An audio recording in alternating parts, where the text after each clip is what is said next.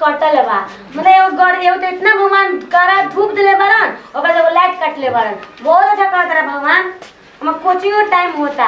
आज तो मिलम टाइम से मिलम काहे कि पता बा वो रोज हमरा के वेट करावता पर अगर आज वेट करनी नु त आज हम छोड़ी दे हम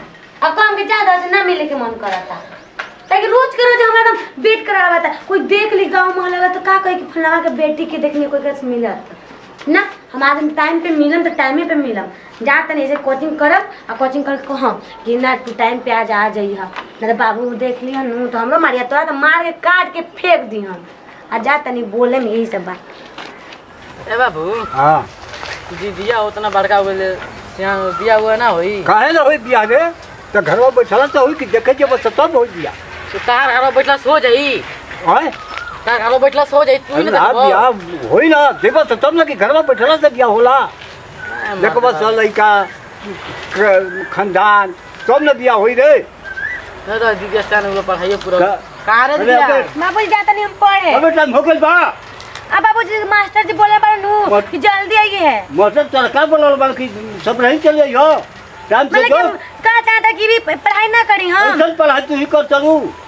बोला छोड़ दे हम जाता नहीं घर में बैठे छोड़ वो गम नहीं थी गम नहीं कम टाइम से जा सकर आ जा कर पढ़े तो क्या 10 मिनट नु बेसी जाता नहीं ना ना ना ना ना 10 तोरा पर विचार नहीं कर ले की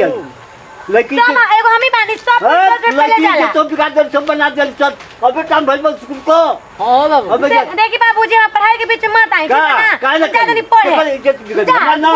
देख ले हम का करी तो बार बच्चा का रखले में हम बार बच्चे को शादी ब्याह जल्दी कर ससुरा का हाथ चल को जाके जाओ सनबरसा बोलेला ना हां जाऊं कर देख लियो जब लड़की बात ना मानी तो लड़की का चले इज्जत बिगाड़ देई अब फूफा बाना ना सनबरसा हां हां तो कॉल ना ना कही है हां तो चल जाओ जी हां जब कोई सो जाके अपन दिन भर जाके ठीक के होने बगैर लड़की इज्जत बिगाड़ दे लड़की हमारे पर मन काम सोपे नहीं काहे ना रे ससुरा का करना तो तू ना करबा का हां तो हम करते तू जो अपन आज खाना पीना खा के चल जियो सनबरसा हां हम जाते नहीं पढ़ी हां तू जा पढ़े हां ऐसा तू लेकिन आई बाप का कहला न के मार राखेला नहीं के इज्जत तो बिगाड़ दे ये बनइयो दे बचवा रोज हम बाबूजी से झूठ बोल के ता जाता नहीं हमारा डर लागत है जिस दिन पकड़ाइम नु उस दिन हमारा पक्का में पाल के हम नानी कन भेजा दी हम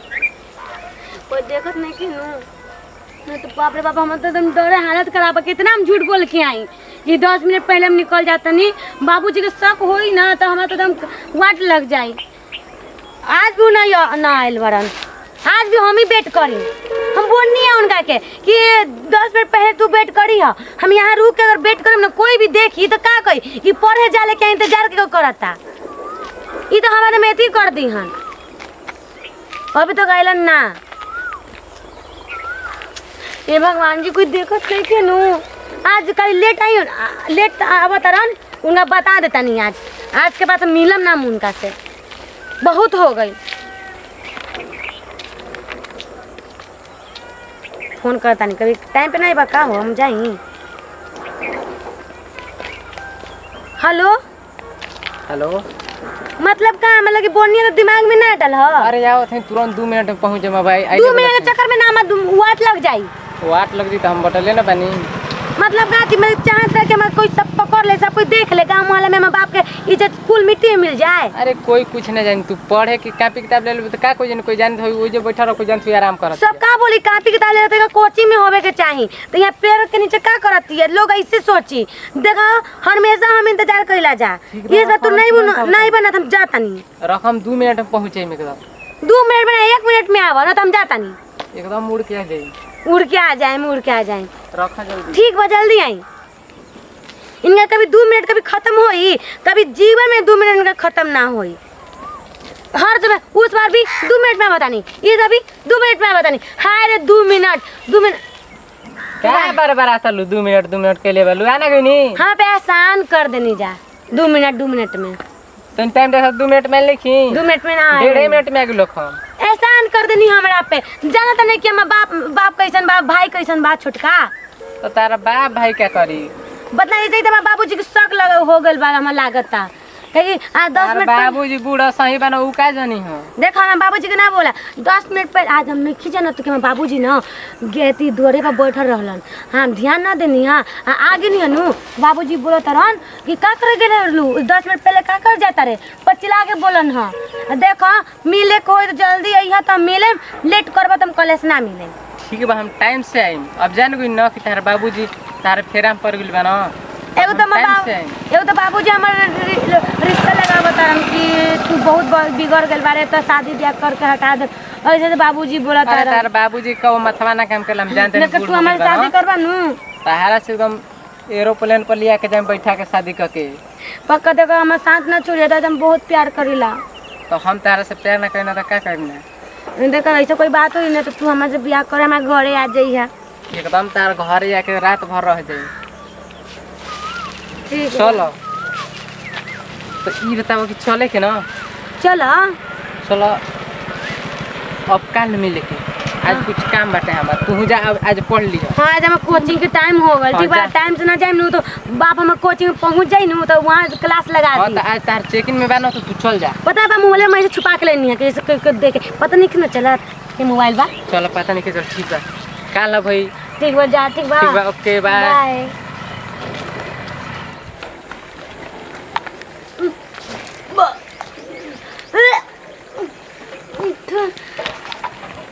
भगवानी हमारे का हो गई हम तो बाबूजी की इज्जत सब फूल मिट्टी में मिला देनी। हम कौन मुंह से बाबूजी के बोलम कि हमारे पेट में बच्चा बाटे। बाबूजी जानिए नू कि सब प्यार के निशानी बा तो बाबूजी हमें काट के फेंक दिए पर हम से बहुत प्यार करी लाई बच्चा के खराब करना चाहिए। बाबूजी के पता चली तो हमरा के छोड़ी ना। अरे उल्टी का तरीका बात बा अब कुछ ना बाबूजी माथा में दर्द रहे फीवर जैसे लगत रहे नु माथा में दर्द रहे और फीवर जैसे मन करता नु ना झूठ मत बोलिए हमारा से इज्जत का सवाल बा। अरे बाबूजी धूप इतना कड़ा बा हां धूप के कारण ना माथा में घुमाए तो उल्टी ना आवेला बताई रहुआ आवेला बाकी देखिए बाबूजी हमारी इज्जत के बारे में पता बा बाबूजी। हां हां इज्जत के सवाल बा ए धूप इतना बढ़ रही नु हां तो देखिए भाई लड़की इज्जत मत बिगड़िया ना बाबूजी कुछ ना होई मैं तो धूप के कारण। अरे हां टेंशन मत होके दे इज्जतिया बाबू के ले लिया। ठीक है बाबूजी हम जाते नहीं आराम करते नहीं बहुत बुखार लगा। अच्छा ठीक बात जा ठीक आराम का बताई हम बाबूजी के बात ते कुछ औरे बाटे पर बाबूजी एकदम कितना झूठ बोला मैं तो कभी सच पता चलबे करी। हम जा तनी फोन करके उनका बतावे कि देखो तहार बच्चे के माई बने वाला बानी हम चलो हमारे शादी करा जा तनी फोन करके बोले हम तो बाप माई के तो इज्जत बाप की तो इज्जत ले दुबनी हम अब तो कुछ बचल ना अब एक ही उपाय बा फोन करके बुलावे के और दूसर का में मरे के अगर शादी इतनी ना हुई तब जाता हमारा हम का करी हम जाते नहीं फोन करके बता देवे।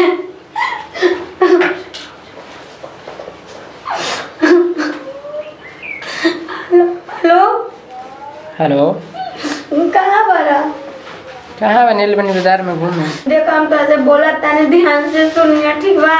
हाँ बोलो ना का बात बाटे काहे तू रोवत लू। देखो विश्वास करबा नु। अरे विश्वास तारा पर हर चीज ये विश्वास कर ना देबा बुझा तब हमरो के साथ हवा में लड़की बना लेबू का पता बाटे वो बात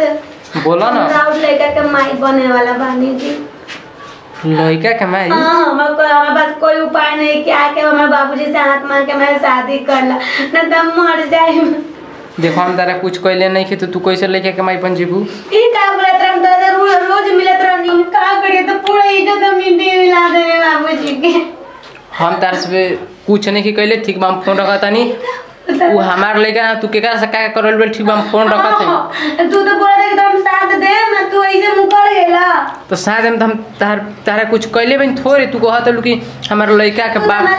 मम्मी होखे वाला शादी ब्याह सब करन तो काले पे छोड़ देता ए इज्जत बिगाड़ के हमार माई बाबूजी ना बाबूजी भाई पढ़ू बाबूजी मां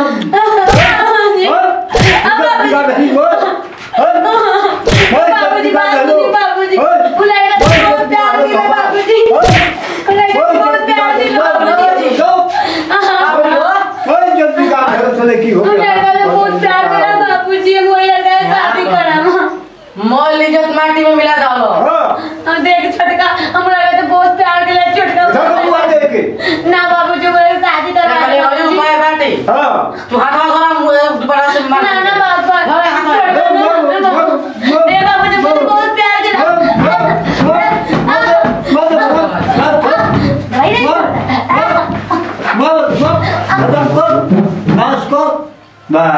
ठीक जाओ सब काम खत्म हो गया। काम फिट हो गई। अब का करेंगे करा की? अब क्या करके बहने ले जाके बिजली पनिया में चलो कवारी बंद कर दो। हाँ। टिफिन करा पी देबे। हां हां मोल इज्जत खराब कर दो। मैं जेल खराब कर देगा। चलो चलो चलो करा के। चलो छोड़